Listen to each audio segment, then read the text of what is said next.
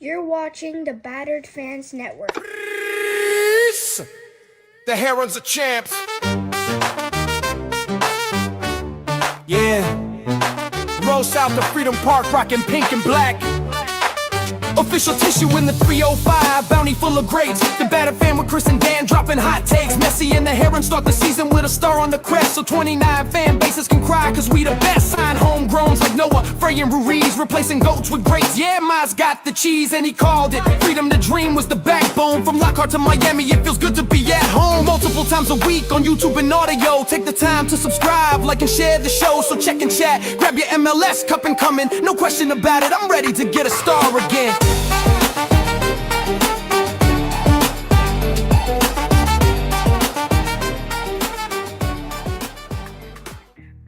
No question about it. I am ready to get hurt again. Chris, the Herons are back. Welcome everybody to episode number 503 of the Battered Herons podcast. I am your host, Daniel Gunn, and alongside me, as always, Mr. KBD. How are you doing, sir? I'm glad to be back, and it's going to be a big week for this squad. Big 2 weeks. Yeah, I mean, Shout 2 out to weeks Florida, for sure. man. It's 2 legs.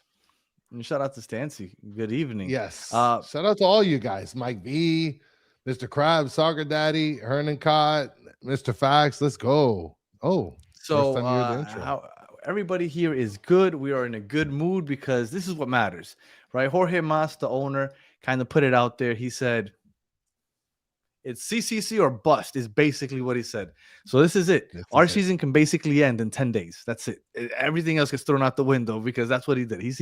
He put it all on the CCC. But it's going to be fun. Go ahead. Are you fearful of that? How if things don't pan out to our favor, how catastrophic this could be? Well, I told you right when he said it that I thought it was kind of it was too much. Like, I get it. I love that that's the priority. I love that he's thinking big, but to kind of say that like that's it, that's the goal, I felt like it's a little short-sighted because this isn't an easy tournament to win. It's a knockout tournament. Like, you could have just one bad leg and then have the other team park the bus the second game and then it's over. And that's it. That was the goal. Nothing else takes to success. So I think it was a little short-sighted to say it, but I do like that he's coming out with his big balls and saying it. But, you know, I wasn't a fan of him going all the way in. But, you know, if it pans out and they win, then, you know, it's all good. But as always, I'm ready to get hurt again. You know, you just never know. It's such a bad step or call to make so early in the season. Like, we got people that aren't even gelling right now. And it's like, this is it. Yeah. Well, look, I'm glad that it's against Nashville. Not because I think it's going to be easy. I'm just glad that it's Nashville just because of the recent history we have, right? Yes. When we have a guest today and we're going to ask him if he thinks, like we think that Nashville has just organically become Inter Miami's biggest rival, right? Today's the 9th. Oh, thank you. Shout out to you for that. By the way, for those of you that are listening on radio or listen to the radio, hopefully you've been able to pay attention because the greatest rapper of all time died on March 9th, aka said by Cannabis. So rest in peace to Biggie, because he did die today. Like, what was it? Like 30 years ago? 29 years ago? Something like that? 29 years ago. 29 years ago. Like, and you know what? Whenever I try to remember when he passed away, I say that line to myself in my head. Yes, it's the Cannabis. First of all, that's like the greatest rap battle ever. And Cannabis is the best lyricist. No, he didn't. We can have that discussion for another day. LL Cool J killed him, sir. But anyway, before we bring on our guest, because we are going to preview Nashville, since Chris wasn't on here for the post game, I wanted to get Chris's thoughts on the game on Saturday before we bring on our guest. So, Chris, Saturday, some people thought it was a boring match. Miami wins 2-1. Your thoughts on the game before we move on to Nashville? Well, I'm extremely mad because I texted you specifically. I was watching the game on Saturday, and I texted you certain things that I needed you to talk about in the show, and you didn't bring it up. Okay, I said Bright had like 3 steals along with Allen before the Messi goal. Okay, and then I also sent a text saying Mura almost blew it. That bright got that get back, which was the greatest steal I've ever seen in my entire life. Yannick Bright. Like, for those of Yeah, that was you pretty that sweet. think we don't talk ball or don't know ball, you guys can suck it. A big one. Well, yeah, Yannick Bright, I thought, had himself one hell of a game. And I thought it was a good showing overall. It's just I felt like they were already thinking Nashville once the halftime whistle blew and they were in the locker room. They're like, you know what, let's just not have any crazy mistakes. And they were in second gear basically the rest of the match, which was dangerous to do because Washington took advantage. But they got out with the dub, and everybody's feeling good. Now, Ricky, you don't know ball. Now, before we go on to Nashville, I know you did say you wanted to bring up one quick thing before we started go directly to Nashville. So go ahead, because I know you want to talk about the stadium quickly. So go ahead and just what real you got. Yeah, go ahead. So I went out of town for the weekend, and I said, let me see if I can be able to. Alan. Look, whatever. I'm not even going to get into this because if not, we'll be sitting in the quicksand. So I took a couple of aerial pictures here, okay, of the stadium. Nice. And for those of you, there's other channels that put up the stadium stuff every month or every couple weeks. So check them out, Peter and Uncle Ed. But here I was able to get a nice aerial view. It looks like there's grass in there. That looks really incomplete. It does. And that looks really, I don't know if we're supposed to be sitting in there watching a game in like 20 something days. That was on Saturday morning. Okay. And I don't know, but they need to have people working around the clock right now because we're less than a month like 25 days away. So that's a picture of the stadium. Everything else around it is just, there's a lot of nothing around everything. Wow, wow. Now I don't know if you can make that out, but that's grass. I ended up zooming in, and so here is another picture where I zoomed in just to see if that's grass. And I don't know. Apparently we're growing the grass somewhere in West Palm Beach, but that looks like something.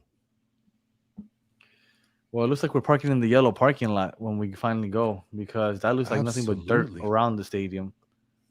Look at that. What's around? Yeah. There's a look. If you look at this picture here, there's like a little grass patch on the bottom right of the picture. Yeah, I see it. I don't know if they're planning on like having like a kid field there or something like that. That's what it looks like. And Xavier with the greatest comment of all time. They're going to charge $100 to park on dirt as opposed to $50. That's diabolical. If they charge me $100. Get ready, guys. I remember before when they were talking about the stadium, they said that the first thing that would go up is the stadium and the parking garage. I don't see any parking garage that we're going to be parking in a couple of weeks. Take the train. Yeah, I'm planning on taking the train. The train will leave you right there in the bottom of the screen. That right around there in the bottom of the screen is where that train will leave you.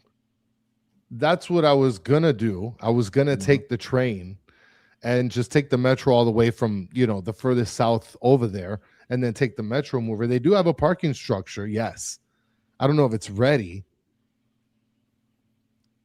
Claudio saying we're losing faith on Miami teams. He must be talking to other people in the chat. Yeah. So I just wanted to show that I have not been keeping up with the construction updates. I admittedly have not. So, it's moving quickly. But it better move quickly. Like. Yeah. There's serious labor issues happening right now, and it's unseen. I went to Geodis Park for the Leagues Cup final when Inter Miami beat Nashville in the Leagues Cup final, and that stadium had been open at that point for a year or two, and it didn't seem complete by the time I was there for the Leagues Cup final. Now, it was a lot more than that, obviously, but it's still my understanding is that it looks a lot better now. So I guess to talk about that, we'll bring on our guest from Big TV NCS, Tyler. What's going on, Tyler? How are you doing, sir? Hey, I'm good, thank you. I'm good.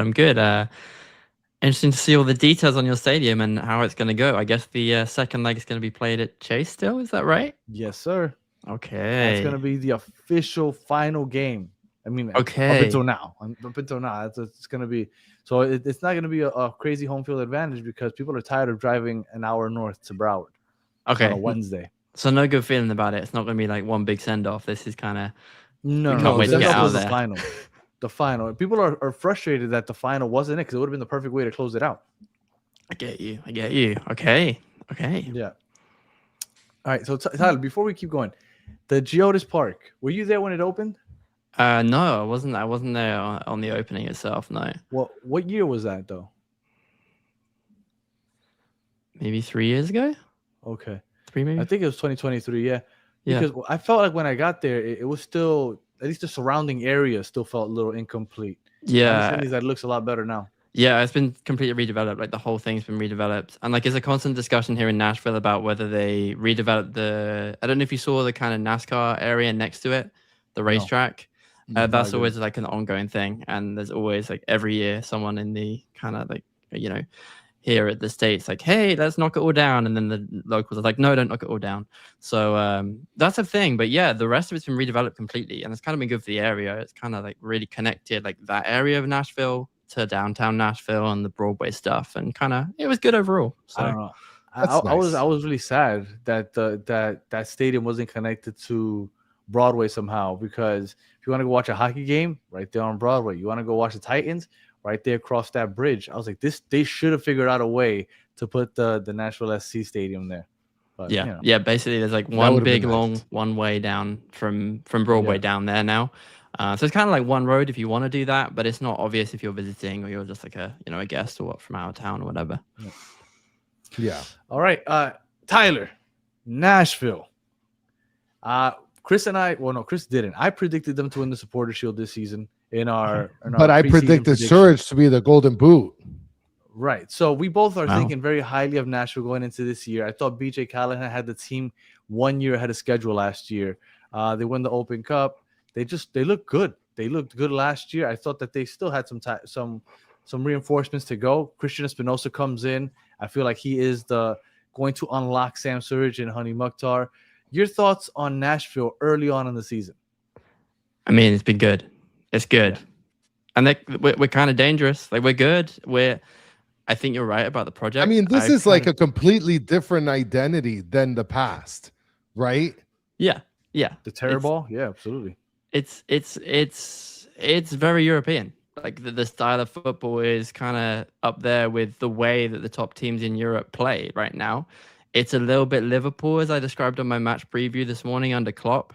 It's kind of intense. It's heavy metal football. It's fast. And we look best when we're doing that. But when we're not doing that is kind of when when we're on the front foot and we're pressing and we're pushing and we're causing chaos, we look awesome. We don't look bad in defense, but it's not kind of our strongest thing right now. We push up super high. We attack. We have a lot of movement in there. We're dragging players all over the place. Our front three becomes a front four and interchanges all the time. We're kind of dangerous, but you guys have a technical quality that we haven't faced yet. And that's the thing that in my analysis this morning I was looking at, and you guys have a lot of technical quality still, undeniably. Well, and that's what I was looking at, because you guys faced Minnesota, right? Who's like sort of up and coming, but at the same time missing a couple key people. You have, Nashville faced against FC Dallas. You guys got a red card. I mean, finished 0-0. That's fine. You haven't gotten beaten. And then before that, faced off against New England at home. New England is, I mean, they're not a dumpster fire like they were last year, but they're not far from it either. So I guess it makes sense what you're saying, where they haven't really faced a really strong opponent. No, not at all. Not at all. We're still waiting for that. We're waiting for that strong opponent. And this is going to be that first test of this mentality and seeing where we're at. The people in the back room are talking this up. We're talking about the quality of the squad. We're talking about the rivalry with Miami for sure. That's even in the backroom stuff. This isn't just on field. This isn't just fans. This is backroom. And there's a lot of questions about this mentality, right? Are we going to go forward and be this elite team that we want to be? And I think you're right about the project. I think we're in year 2 and we're ahead of schedule. I think this is a 3-year thing to maybe MLS Cup, maybe a 4-year thing to MLS Cup.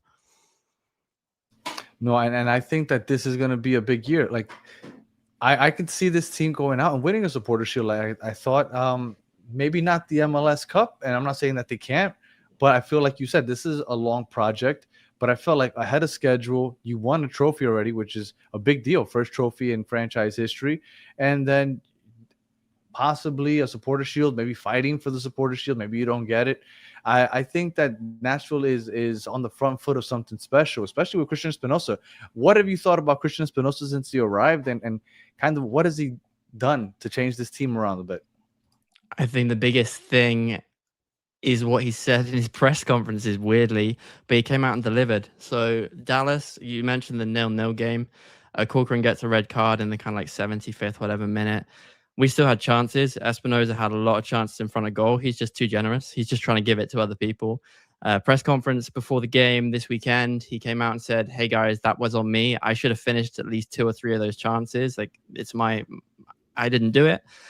Comes out, scores.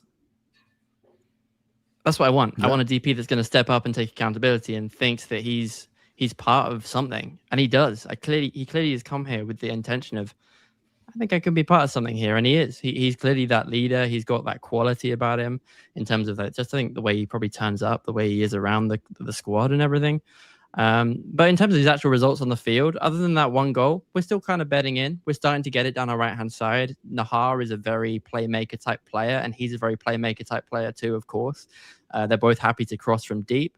So they're just trying to work out their kind of system with each other and start to get the hang of it. But they're getting there. Can I say something to Mr. Krabs? Danny, can we not be blind fans and like actually notice when a team is like, they've watched the show enough where they know that we kind of just talk it straight down the middle. I know we aren't that show. We're not gonna go completely biased and over the top. We're not you guys are be giving like, me enough crap because you guys say that I'm too negative. All right, we just call it how we see it. And if we beat, I'm sure if let's say Miami beats Nashville 3-0, 3-1, everybody's like, you guys were glazing Nashville. That's coming. So whatever. Yeah, of course. Look, I think Nashville's a really good team. I don't think you guys should overrate us yet. I don't think we've done enough to prove it. But I think you guys are also overreact, Tyler. Yeah, I'm way too like stable-headed for this kind of like MLS fan YouTube thing. I'm like the most you're non-biased kind of guy. It's like I just kind of know my ball, and I've watched a million games in my life, and I coach, and I'm like, I know what we're talking about. Absolutely, and look, I don't want to overrate Nashville, but the thing is, when people see Inter Miami fans, Nashville's up on the schedule, then they're like, oh, look at the last 10 games, we've won 9 of them. This isn't that Nashville squad. So I'm not saying that, oh my God, Nashville is better than Club America I'm not saying that. I'm just saying Nashville is much better than we remember. And, just because we won 9 out of the last 10 doesn't mean that, buttered Nashville, whatever. Look, these people are just something else. Listen, Tyler, I'll tell you. Would you? Yeah, go ahead. Would I glaze the Red Sox? I wouldn't glaze them, but if they have a solid squad, I'm going to call it how I see it. And I'll tell you, they have good starting pitching. They have good batters. We're just talking about the game. That's all. Yeah, for real. For real. I think our starting 11's got something about it. Our replacements are young. It's a project. It's that classic kind of lineup you want to see behind the starting 11. It's kind of players that can do something magical, but they could also have a real tough game. And really, you want to see them in 6 months, 12 months' time, and they've taken another step forward and gained value. And we've started to develop something where we can sell, we can compete, all those kind of things you want in a proper established club. So I guess my question is, right, it seems like the strength is the attack. I don't want to say the weakness is the defense, because it's not necessarily. You only got scored once by New England and then once in the last game. Since then, I mean, it's been pretty strong. Rico De La Vega is saying Honey Mustard's still with Nash. Yes, he's still with Nashville, but he scored in the first game. Like, has there been a lack of performance with Hani Mukhtar, or is this sort of like status quo so far with him? Nah, he's been playing well. He's bedded in. Our system is so, like people will sit there and say, back in 10 years ago, 15 years ago, you're talking about formations and the team never moves, like that's locked in, right? We are so fluid. Like we go from like a 4-4-2 to like a 4-2-2-2 to a 4-2-3-1 within like a couple of minutes, and then we're playing 3 at the back. The wing backs are pushed way up. Like you guys are pretty flexible too, I'd say, in the way that you play. And I mean, Hani is diving all over the place. He's dropping deep on the ball if he needs to, but he's actually spending most of his time forward. I've rarely seen him drop deep, which is where he needs to be. Like back in the old Nashville teams, he'd have to come from deep and like move the whole, run the whole length of the field. Yes. Right now, he's like our killer transition player. He's finding those balls down the channels. He's making chaos in the box. And I will say that 0-0, we didn't have Sam Surridge. He was actually out sick. He had flu. That's right. Hani played up top as our central striker. And we have a better reserve striker now called Wibens Basias. I don't know if you've come across him from Tampa Bay Rowdies in the USL. And he got 17 goals in 35 appearances down there or something. And I would have played him instead, because when we don't have that focal point, we struggle a bit, and Hani can't do that. Pasillas came on at the end in the last couple of minutes of that game. But I mean, we've got some flexibility. Hani's doing well. This team is looking good. And I know you mentioned our defense earlier. It's kind of I kind of analyzed the same kind of thing. Mura, your right back, puts his like really high, right? And Andy Nahar is kind of our weakness as well. And I think this is going to be a tale of 2 right backs, whether they get caught out of position, where they're going to be, and exploiting those holes down those channels on the wings. Ooh, that's going to be tough. All right. So let's say if somebody that doesn't watch Nashville on a regular basis, or just MLS on a regular basis, is going to watch this game. And Tyler says, hey, do yourself a favor. Everybody knows Surridge, Honey Mustard, and Espinosa. But look out for this guy. This guy's going to stand out to you. Who would that guy be? If you want to be one, I'm going to hype him up because he's done well in recent games, but he's had the quality for the whole of last season since we brought him in. Yazbek. Patrick Yazbek, Australian international. 2 assists this last game. He did, and he was a pre-assist for the one before that as well. He won 2 headers straight down to Hani, straight to Espinosa, scored that one as well. So he's playing really well. He's got good. He's such a versatile player. He can sit deep and defend, and his timing of the challenge is impeccable. But what I wanted to see from him for the last year has been him going forwards, getting those goals. And in the Open Cup last year, he had a complete break through the middle, smashed it into the corner, and like he's got that quality as well. So he's like that all-round kind of Frank Lampard type midfielder from back in the 2000s. So you're basically saying it's over, Tyler. It's not over. You guys have got so much quality on the ball. And that's the thing that you guys have always had. You've got that ability to retain possession, to beat the press. I think your transition game is where we are going to have to try and make something happen, but we've not been built like that. LAFC got you on the transition. Like that, they've built their team to do that. We've built our team to be kind of an Inter Miami. We're trying to be in control of the ball. We're more Klopp's Liverpool than, I don't know, like an old Arsene Wenger Arsenal or the Barcelona kind of prototype that you guys are built on. That's played in our favor. Nancy with Columbus used to always play us that way. And we used to be really excited to play against them because we knew Nancy was stubborn enough where he wouldn't change his tactic no matter what happened.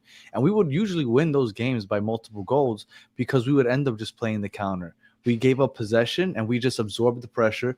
And whenever we won the ball, we'd go vertical. And we were very successful. I'm kind of wondering if Nashville is going to kind of do the same thing because the Miami struggles when teams give up possession and then they force us to break them down. You have a man marking Messi at all times, and then the creativity goes away. And then we get beat on the counter because everybody pushes so high trying to contribute in that attack. Yeah. Now, if a team doesn't play us that way, we have the advantage usually. What's everybody around Nashville talking about as far as Miami? Because I know some people look at Miami and they don't think that they're as strong as they were last year. Yeah, I've seen that. I've seen a couple of people mention that they're not as strong as last year. I just think you've replaced your kind of experience and quality and your kind of press resistance in that way with a little bit more energy. And that was something I wanted last year. It was like, I felt like we could have beaten you and more convincingly in the playoff game, particularly at home, our home, if we just had a little bit more energy to come off the bench. We never had that. We had these experienced players like, Acosta was coming on and Teal Bunbury is our second striker. Like we had no pace or anything that we could hurt you with. But now you guys have got a little bit more of that energy, but you've kind of exchanged that for that. Busquets would just be so experienced and press Quality on the resistant. ball. Yeah.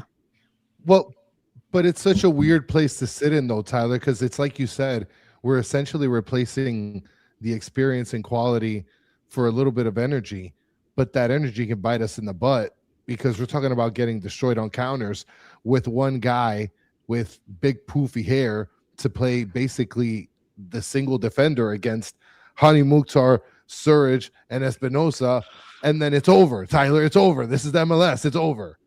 Yeah, and I think that is I've seen it so many times, and I want to see that happen in this game. Hani Mukhtar, a lot of our goals, I think you can almost like watch them back to back. If you could like laid them over top of each other, they basically all look the same. Where Eddie Tagzethu Yazbek wins the ball deep in our half, ball straight to Hani, straight to Espinoza, and in that Dallas game that happened so many times, and we could have finished it. So that is the threat. But I think that's such a similar thing that you see throughout MLS. The link-up play that you guys had against Minnesota was scary good, which, by the way, I just want the chat to know, Nashville is my 7th favorite team in the MLS. Okay. But it is, like I said, the link-up play was fantastic. Like, you guys were turning on a dime, passing immediately, working within each other. It was fantastic to watch. Yeah, it's a joy. Like you go, you watch it, and it's compared to preseason. We didn't get to see much of preseason. I was only kind of working off scraps of watching it from like side view from someone with an iPhone type shots from member of staff or whatever for the socials. You don't get to pay $10 to watch your team play against all the South America like we do. No, they haven't worked that out yet. I'm sure they will next year, though. I'm sure they will next year. But yeah, I mean, once that first game in against New England Revolution came, and I was sat in my seat watching it, I was like, "Wow, this is the kind of football I love to watch. This is what I love to watch." I'm an Arsenal fan back in England, and that Wenger era Arsenal, those goals with Jack Wilshere, Thomas Rosicky combining those kind of like beautiful fluid moments. There are moments of that coming through in this Nashville team, and if BJ Callahan wants to turn this into Arsenal but win, I'm happy with it. For 60 seconds, real quick, Arsenal played the beautiful game. And they've stopped, but now they're winning. What do you prefer? That beautiful game or the win? Just need to win right now. It's not beautiful anymore. It started off beautiful. I think they are so under pressure. They're so stressed out. Arteta takes things way too seriously. And I think these guys need a little bit of life. They need some joy. They need to create, And right now they're just on this kind of grind mentality. They're just grinding out 1-0 wins. But right now we just need to win. You're getting destroyed here, Tyler. I get it. He's a gunner. Well, Chris, that's another team that you can consider. Listen, I wanted to follow Luton Town, but now people are bashing Luton Town in the chat. Nah, it would be pretty cool to go to a game, though. It looks like a backyard. Yeah, it is. Yes. In the middle of some houses. It's crazy. Crazy. Cool. That's awesome. I wish they would have stayed in the first division. All right. So, Tyler, hypothetically, let's say you are a degenerate gambler. And you Actually, I'm not. to yourself, well, you might be. I don't know. So hypothetically, you are, and for some reason, you're drinking whatever scotch is in that cup, and you decide to just put the house on Miami. Boom, literal the house, the window, the chair behind you, everything is riding on Miami. Not scotch. He's a right. That's Tennessee moonshine. You're right. I'm completely right. Come on, Tyler's drinking on moonshine right now. You kidding me? I know. That was my bad. So Saturday comes around, you wake up, you get butterflies in your stomach. Oh, Wednesday, I'm sorry. Butterflies in your stomach. You're like, oh man, that moonshine messed me up. I shouldn't have done that. But now, that's it. The house is on Miami. I got to make sure they win. So you make your way to Geodis Park. You find Mascherano, because for some reason you have access to him. You go up to him and you whisper in his ear, "This is how you beat Nashville." What are you telling him? Remember, the house is on the line. You got to make sure you tell him something good. It's that right back space. Andy Nahar, he's the weakness. He's the weak point. That if you wanna get at this side, he's defensively a little frail. He's not as strong as you'd think he should be. He's an experienced player, but he came up as exactly. That's the matchup. The Silvetti matchup with Nahar is the one that I am worried about. And I honestly think, from a Nashville perspective, we need to be dropping more midfielders in to kind of fill out that back line. and give him a little bit more support and allow Palacios to go over there with him. Because I'm not too worried. I did not want to. I was about to say I'm not too worried about Messi. I'm worried about Messi. You're always worried about Messi. Of course. But I'm not worried on the kind of DC United way of we're going to have 4 players stood around Messi while DePaul smashes it in. Right. We're not going to do that. So right. it's that right back position is the danger area. And Silvetti, he's done some good quality work in the last couple of games, right? When he's come on, I think he proved himself. He was disappointed not to be involved to start with. Yeah, no. In the preseason, a lot of people were down on him just because they had him playing on the right side. And last year when he was balling on the left side. You know, Messi drifts from right to left, so he would constantly find Silvetti streaking down that left side. And when you had him out on the right side, it just didn't work. He's been there on the left side the last 2 games, and it's made a world of difference. So I definitely think that is something to watch for. Yeah. Walshman, that's a Nashville fan, talks about Arsenal. Bring international flair. It's all good. Yeah, let's go. I mean, listen, I want to bring something up because you mentioned that matchup, and Silvetti is going to be fantastic. Because he's a person that in the blink of an eye can turn the game completely around. So for those of you that are waiting for an Allende smash game, you guys are going to have to wait because it's not going to happen this game. I don't believe it's going to happen this game. He hasn't even been starting, Danny. I would say he might not even start. Yeah. He might not even start. I don't have the graphic, but the starting lineup right now with Segovia and Rodrigo de Paul playing the role of the 8s, the box-to-box midfielders, and Bright playing that single holding midfielder. He is that CDM, kind of just intercepting balls and just helping out that center, almost like a third center back when the fullbacks push up. I think that is the lineup to go to. I think it worked great last week, even though they took their foot off the gas in the second half. And then Silvetti on the left side, Messi on the right, drifting toward the middle. You know, he's positionless basically, and Berterame with his counter pressing. I think that is the way to go. I mean, what does worry me is them losing the ball, getting pressured, because I'm assuming that is a Nashville strength. I'm assuming they press, and they last year when the teams were getting pressed, when we were getting pressed, Busquets was kind of like the outlet, right? We're getting pressed, find Busquets, he'll work his way out of this. We don't have that outlet anymore. And I don't think we've been pressed much. No. But so far, the early part in the season, and I think Nashville will try to get that done. So that is something to look out for also. Yeah, we're intense. The intensity we start games with is crazy. I think we just need to, if we can continue that, I honestly feel like we're like just fighting fire with fire. The 2 teams are going to set up similarly. We probably have a little bit more movement than you guys do in terms of our midfield. Happy to like move around a little bit more and pivot a little bit more, and like I say, move more. You guys are kind of a bit more structured in the middle. Obviously, Messi's not like your front is a little bit less structured with, of course, Messi doing his thing. But I from what I've watched and analyzed over the last kind of 24 hours, 48 hours, I think that the transition game is obviously a danger, but our consistent press and our consistent intensity is really what we've been doing. We've been causing chaos in the first 15, 20 minutes of games and getting goals. And I think that's the difference. We're pushing hard and just being really good tempo, really fast tempo to start the game. And I think if you don't have someone that's particularly press resistant, which I don't think you've got compared to Busquets was ridiculously press resistant, but he's played 1 million games in the Liga, like obviously. So that is somewhere I think we could cause some chaos, and I could see your back 4 panicking a little bit too. And our keeper, I mean, Dane Sinclair, goalkeeper of the year, but his weakness is on the ball. He isn't the cleanest distributing the ball, and I could see Messi dropping really far deep into the midfield to kind of collect the ball and help build up the play if we're struggling. But that takes him out of a lot of attacks because we're going to be going very vertical and direct whenever we do have the ball, is what I'm assuming. Chris, you want to say something?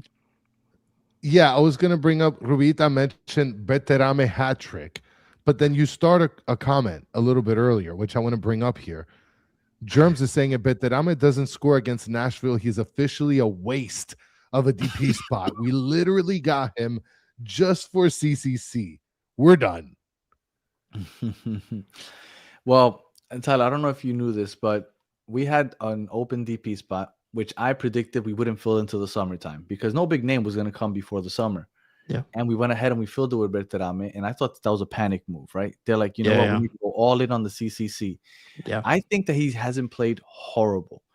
striker, you want him to score. You want him to create for others. He hasn't done that, but he has been the best at counter pressing. He was the one that forced the turnover to kind of lead to our first goal against Washington.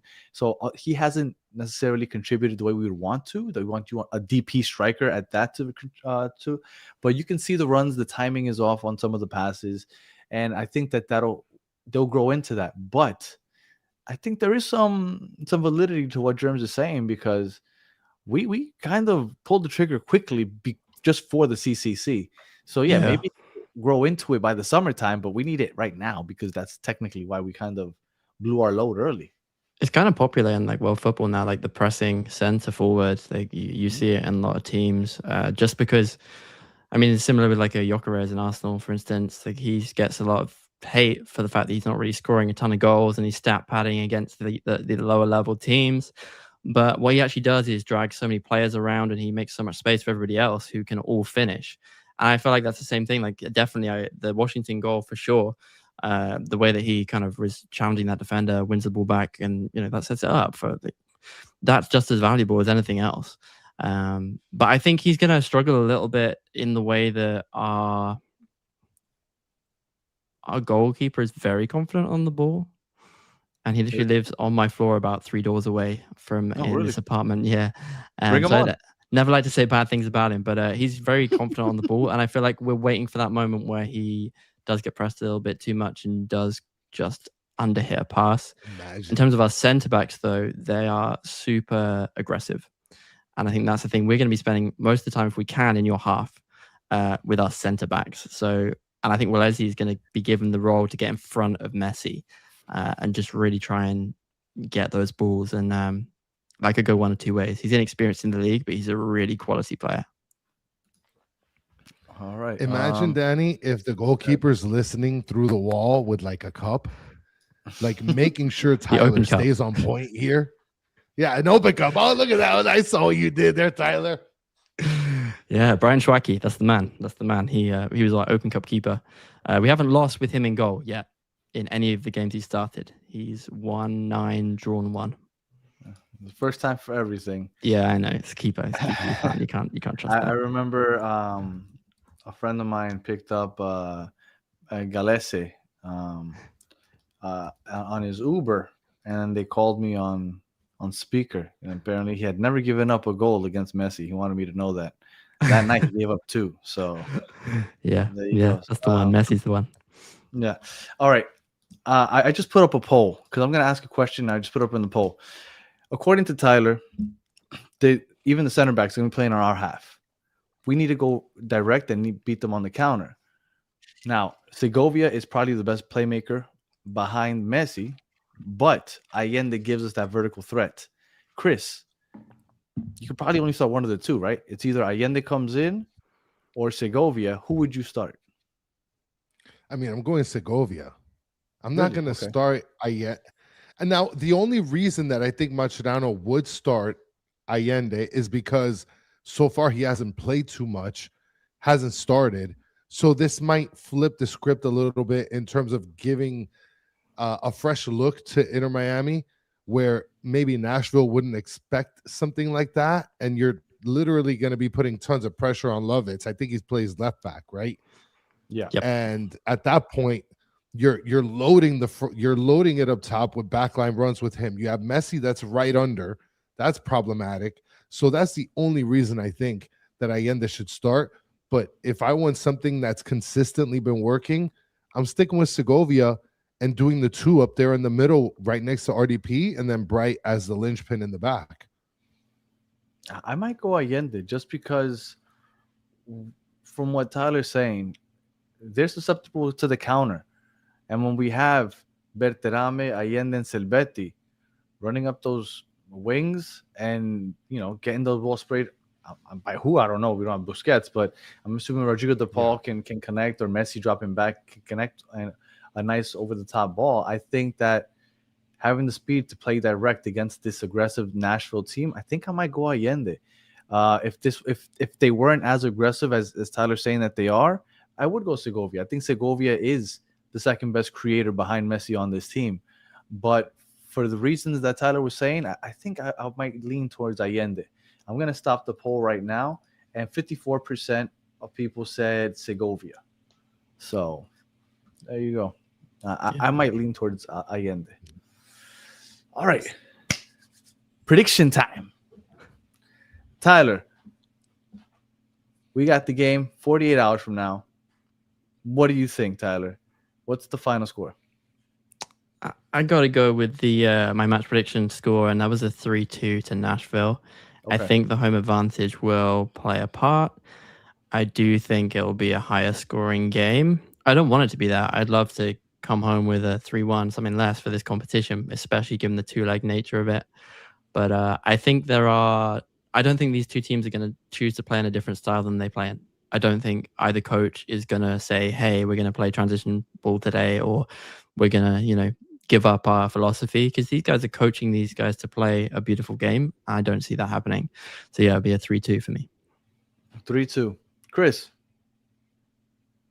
Now, just a reminder, Chris. I'm going to go. Remember that in the CCC, the aggregate score, the tiebreaker is, for some reason, they're still doing the away goals. I wish they would do away with that already.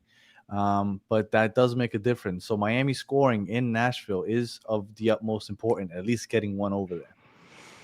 Exactly.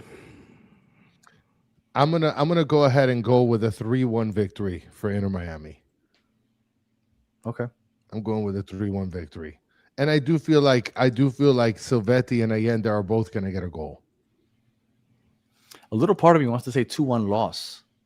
I think. Oh my gosh! Turn your hat around with the Nashville symbol. But I appreciate the credit. I'm gonna go 2-2. I'm gonna go 2-2 draw. I'm gonna go 2-2 draw, which gives us 2 away goals, which is it's crucial. Miami wins 891-3. So I'm gonna go 2-2 draw. Okay. 2-2 draw. Even though a part of me is worried that somehow we might drop this one. But just Miami plays well in Nashville. All right, they just play well against Nashville in general. I mean, the only game that Nashville didn't look great was the game that Surge didn't play, though. So I don't know. We'll see. But I'm gonna go 2-2 draw. 2-2 draw and get 2 away goals, which is important in the format. Danny, Mike V is saying 891-3. If the math is mathing, it's 10 goals per minute that would need to be scored. That seems like it's possible. Possibly. All right. So I think we ran through the gauntlet there. Tyler, we appreciate you jumping on with us. Please let everybody know where they could find you if they want some more Nashville talk. Yeah, it's at Big TV NSC on YouTube, TikTok, and at Big TV US on X. There we go. Hold on, there's a question. Yeah. AJ is asking, can we have Tyler in every time for Nashville games? By the way, you are fantastic, Tyler. Also, thank you. What does he think about Wrexham as a Welshman? I'm not Welsh, but my wife was brought up in Wales, so she's kind of got the connection. And clearly I'm starting to talk like her, evidently. What do I think about Wrexham? Oh, man, it's one of those things. It's overrated. It's overrated. Just say it, Tyler. It's overrated. It's dumb. It's that Man City thing. Dump a load of cash in, dump a load of kind of... I respect it as an entrepreneur. From an entrepreneurial side, as someone who owns my own business, I respect here's 4 million sponsors, here's all my connections, here's what I can do, here's what I can build using that. Very cool. From a footballing perspective, it's overhyped, and I don't think they're going to get promoted this year. I think it would be crazy if they did, and I think they would struggle if they did. So I think they're best to stay here for a year in the Championship, maybe next year Premier League, maybe the year after. But you got to stop somewhere on the way up. How many more years? You're just getting Arsenal. Is it happening this year? It's like honestly, this is like my TikTok stream, so I'm all good with this. Because I do like Arsenal live streams and watch-alongs as well as the Nashville ones when we're away and so on. So, are we going to win? I think Arsenal are going to win it. I think it's everybody else. I think it's everybody else's fault that Arsenal are going to win it. I don't think Arsenal have been the best they've been, but they're struggling. They're struggling. All the other teams are struggling to keep it up. So I think Arsenal are going to do it this year. And we're still in 4 competitions in March. Oh, yeah. You're 7 points clear. Own it, Tyler. I got to. Own it. I'm not going to do I think this team, Ez has come into form at the right time. That North London derby at Dr. Tottenham helped him massively, just to give him some confidence, get some goals. And yeah, I think Arsenal are finally going to do it. Does Tottenham bottle it is the next one I want to see. Ooh, that's a good one. That's a good question. They already have. I mean, I think if I was watching the how the players looked in training this morning, and the Tottenham just training looked so dire. It looked like no one wanted to be there. They were like doing the warm ups, like like you ask like an under-9 team to warm up, and they just don't really want to do it. It looked exactly like that all the time. So I was like, I don't think they're going to stay up. I don't think they can, and I think they probably need the reset. If they could get rid of the players that they had that are just not on board with this and reset the whole club, I think they need to do that. Danny, I just want to tell you right now. Point from the relegation zone. Yeah. You want me to follow EPL or you want me to follow a team there? I'm not doing a podcast unless Tyler's a part of it. I'm just signing that into stone right now, Danny. I'm not. Yeah. I'm down for it. I'm down. Look, we've had a lot more UK influence over the last couple of weeks. On our MLS show, we had Gary on. He's out from London. He's a Tottenham supporter. Okay. He was with us last week on our soccer show. So yeah, love it. We're trying to expand our horizons. Love that. Well, again, Tyler, much appreciated. And we'll see if we can maybe get you back on next week to talk about second leg. Yeah, absolutely. That'd be great. I'd love to do it and give you a little bit more analysis. Hopefully with a golden hand for us, but we'll see. Hopefully not. All right, Chris. Any final words? AFC Wimbledon looks like a nice team to follow. They're like middle of the camp there in the second league. History. Wimbledon have got great history. Do you like a team that likes to fight? Like a kind of aggressive team? Yes. That's the classic 80s. Yes. 80s Wimbledon. Go have a look up them. Look at some of the challenges they made as well. And then they're not the same now, but you can have that history. It's kind of cool. Speaking of fights, we're gonna, for those of you that don't want to go to bed and want to keep talking some footy, we're gonna go on and talk on our Battered Soccer show. We're gonna talk about MLS Match Day 3, and I want to talk about that Brazilian game. I don't know if you saw that, Chris. 23 red cards. You're gonna have to talk about that on the show also. So make sure that you stay with us. We're gonna be going on there in the next 5 minutes. Battered Soccer show. If you haven't already, make sure you subscribe to that. All right. If you're listening on audio, we appreciate you listening to the end. Please leave us 5 stars and a comment. If you're watching on YouTube, like and subscribe if you haven't already. And we will be back on Wednesday to give the post game for Inter Miami Nashville. You going to be at the game, Tyler? Yeah, of course. Yeah, all right there. I'll be there. So, and Tyler will be at the game. We'll do the post game right after the show. Right after the game's over. And again, tonight, Battered Soccer fans, if you want to keep talking some footy with us. So until the next one, have a good one.